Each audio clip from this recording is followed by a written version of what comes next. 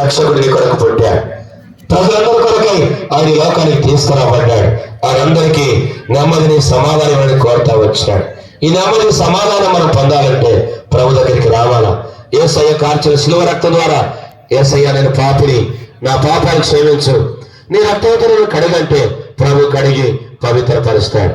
కాబట్టి యేసు ప్రభు నేడు లోకరక్షకుడు మీ కొరకు పుట్టాడు.